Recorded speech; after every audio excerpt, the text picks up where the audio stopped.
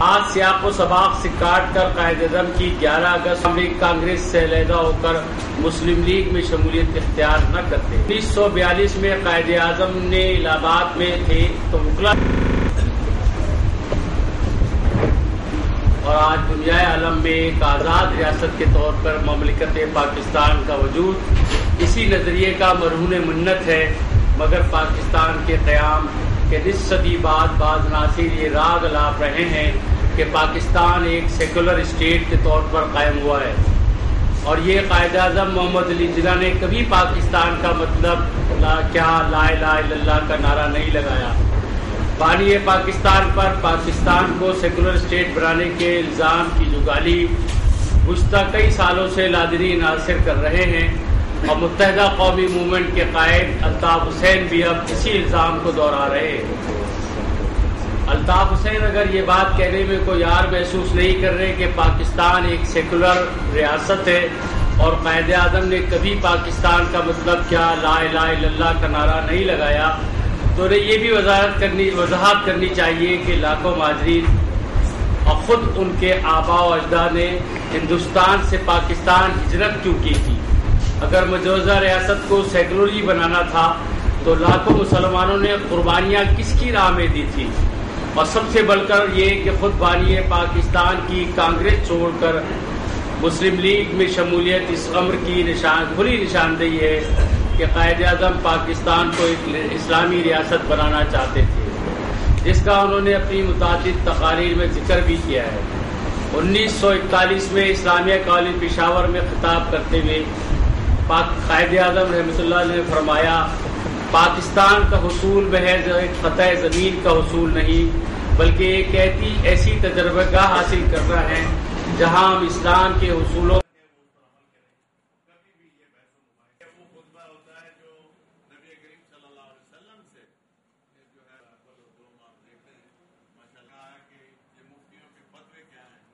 لا الہ الا اللہ کا نعرہ قائد اعظم نے کبھی نہیں لگایا۔ تو اس پر ہم یہ بات کرنا چاہتے ہیں کہ دراصل پاکستان کا نظریہ جو ہے وہ نظریہ پاکستان اسلام کا نظریہ تھا۔ دستور پاکستان میں بھی یہ بات واضح طور پہ لکھی ہوئی ہے، اور جتنا حلف برداری کی تقریب ہوتی ہے صدر کی، وزیر اعظم کی، تمام میں یہ بات شامل ہے کہ میں نظریہ پاکستان سے وفادار رہوں گا، اور نظریہ پاکستان دراصل نظریہ اسلام ہے جس کی بنیاد پر پاکستان قائم ہوا تھا۔ اور انہوں نے یہ کہا ہے کہ Quaid Azam secular liberal progressive leader تھے، حالانکہ میں یہ بات آپ کو کہنا چاہ رہا ہوں کہ قائد اعظم نے کبھی بھی یہ نہیں کہا ہے کہ میں سیکولر ہوں، اور کبھی یہ نہیں کہا ہے کہ وہ مسلمان نہیں ہیں۔ وہ ایک بڑے پکے مسلمان تھے، اور انہوں نے مسلمانوں کی جنگ لڑی، انہوں نے اسلام کا کیس لڑا، اور پاکستان کے قیام کے سلسلے میں انہوں نے یہ بڑی خوبصورت بات کہی تھی کہ جس وقت ہندوستان میں پہلے ہندو نے دین اسلام قبول کر لیا تھا اس وقت پاکستان قائم ہو گیا تھا۔ جب اسٹیٹ بینک آف پاکستان کا افتتاح کیا تو انہوں نے افتتاحی تقریب کے موقع پر یہ بات کہی تھی، ذرا غور سے سنیں، کہ ہم چاہتے ہیں کہ ہمارے یہاں کے اکانومسٹ اور ہمارے یہاں کے ایکسپرٹس جو ہیں وہ پاکستان کے لیے ایک ایسا معاشی نظام وضع کریں جو اسلام اور قرآن کی بنیاد پر ہو اور سود سے آزاد ہونا چاہیے۔ تو جو بنیادی نظریہ ہے اس سلسلے میں ہمیشہ انہوں نے یہ کہا ہے کہ پاکستان کا دستور قرآن ہوگا، پاکستان کا دستور اسلام ہوگا، اور انہوں نے کبھی یہ دعوت تک نہیں کیا ہے کہ میں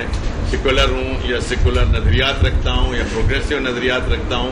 یہ تو بعد میں آ کر ہمارے یہاں کچھ نام نہاد لیڈر ہیں جنہوں نے بات کہی پر ہونا چاہیے، اور اسی لیے آپ دیکھیں کہ قرارداد مقاصد جو ہے 1949 میں پاس کر دی گئی تھی، اور اس کو اس وقت کی اسمبلی نے بھی پاس کیا،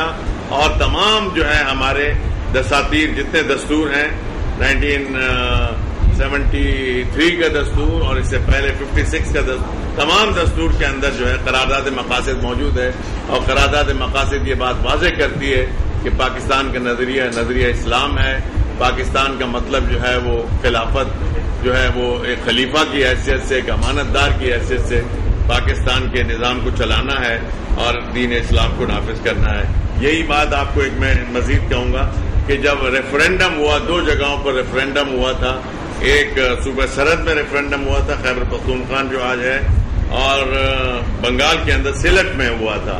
اور ان دونوں ریفرینڈم کے اندر ہمارے علماء کرام نے جا کے تقاریر کی، مسلم لیگ کے قائدین نے تقاریر کی، اور ان سب نے یہ نظریہ پیش کیا تھا کہ ہم سب کو جو ہے پاکستان کے ساتھ ووٹ دینا چاہیے، اور پاکستان کے ساتھ اس لیے ووٹ دینا چاہیے کہ پاکستان ایک اسلامی نظریے پہ قائم ہو رہا ہے، جہاں پر عدل ہوگا، انصاف ہوگا، اور جہاں پر لوگوں کو ان کے حقوق ملیں گے، جو ایک ترقی یافتہ ملک ہوگا۔ یہ قائد اعظم کے الفاظ ہیں کہ جو انہوں نے بارہا کہتے قرآن پڑھا انہوں نے، اور اس کو قرآن کی جو تلاوت کی ہے ان کی آیات بھی انہوں نے غلط پڑھی ہیں۔ میں سمجھتا ہوں کہ جب آتا نہیں ہو تو پڑھنا نہیں چاہیے، پڑھنا ہے تو صحیح پڑھنا چاہیے تاکہ صحیح چیزیں جو ہے پڑھائی جا سکیں۔ تو باقی جو ہے وہ آپ سب کو معلوم ہے کہ ہمارا ایک ہماری قیادت کا ایک ہمیشہ سے تشخص رہا ہے، چاہے وہ قائد اعظم ہوں، چاہے وہ لیاقت علی خان ہوں، چاہے وہ مولانا مودودی ہوں، چاہے وہ جو ہے مسعد موہانی ہوں، چاہے کتنے لوگ ہماری قیادت کرتے رہیں، لیکن ہماری قیادت کا کبھی معیار یہ نہیں رہا ہے کہ وہ اپنے خطابات کے اندر جو ہے گانے بجانا کرے، اور اپنے خطابات کے اندر جو ہے وہ اس طرح سے دوسروں کے اوپر تنقید کرے اور دھمکیاں دے اور ڈرامے کے انداز میں بات کرے۔ تو میں سمجھتا ہوں شعر و شاعری کرے جس سے لوگوں کی ہتک ہوتی ہو، یہ میرا خیال ہے۔ اور گانے شانے جو ہے گائے جائیں، یہ ہمارے شاعر کے خلاف ہے۔ میں حسین کو مشورہ دوں گا کہ وہ جب تقریر کیا کریں تو ان تمام آدابات کو موجود رکھیں، اسلامی شاعر کو موجود رکھیں، اس لیے کہ وہ ایک اسلامی مملکت کے اندر کہ ایک پارٹی کے سربراہ ہیں، قائد ہیں، ان کو ان تمام چیزوں کو ملحوظ رکھنا چاہیے، اور عوام کو بھی یہ باتیں عوام کے جذبات ہیں کہ جو میں آپ کو پہنچا رہا ہوں، جو لوگوں نے ہم فون کر کے ہمیں بتائی تھی کہ جو کچھ ہو رہا ہے، جو کچھ باتیں ہوئی ہیں، اس سے ان کے جذبات مجروح ہوئے ہیں، آپ دیں گے، کیونکہ سب سے پہلی چارج شیٹ جو ہے ذوالفقار مرزا نے پیش کی ہے، کھلے عام پیش کی ہے، قرآن اٹھا کے پیش کی ہے، اور انہوں نے اس کا بالکل جواب نہیں دیا، اور انہوں نے کہا کہ میں اس کا جواب نہیں دوں گا۔ کیوں نہیں دو گے جواب بھائی؟ آپ ہی کے اوپر الزامات ہیں، آپ کی پارٹی کے اوپر الزامات ہیں، اور آپ کو وضاحت کرنی چاہیے۔ اگر وہ صحیح ہیں تو بتا دیں صحیح ہیں، غلط ہیں تو بتا دیں کہ وہ غلط ہیں، لیکن انہوں نے کوئی وضاحت نہیں کی۔ آپ ان سے اب بھی پوچھیں، صحافیوں کا یہ فرض ہے کہ ان سے پوچھیں کہ جو سوالات انہوں نے اٹھائے ہیں اس پہ کیوں جواب نہیں دیا، کیا انہوں نے جو ہے وہ ٹونی بلیئر کو خط لکھا تھا یا نہیں لکھا تھا؟ وہ ریکارڈ پہ موجود ہے کہ ٹونی بلیئر کو خط لکھا، عمران فاروق کا قتل کس نے کیا، یہ سب چیزیں موجود ہیں اور دیکھنی چاہیے ان چیزوں کو۔ اور یہ تمام سوالات ہیں جو اس رات کو بھی پریس کانفرنس ہنگامی طور پہ ہم نے کی تھی، اس میں یہ باتیں اٹھائی تھی۔ سو موٹو نوٹس کے بارے میں آپ نے جو بات کی ہے یہ بڑی اہم ہے کہ آج 25 سال ہو گئے جب سے کراچی کے حالات خراب ہیں اور کراچی میں قتل عام ہو رہا ہے۔ یہ میں سمجھتا ہوں کہ بڑا تاخیر سے نوٹس لیا ہے چیف جسٹسز نے، جو ان سے پہلے بھی رہے ہیں یا جو اب بھی رہے ہیں، ان کو پہلے نوٹس لینا چاہیے۔ کراچی کا قتل عام جو ہے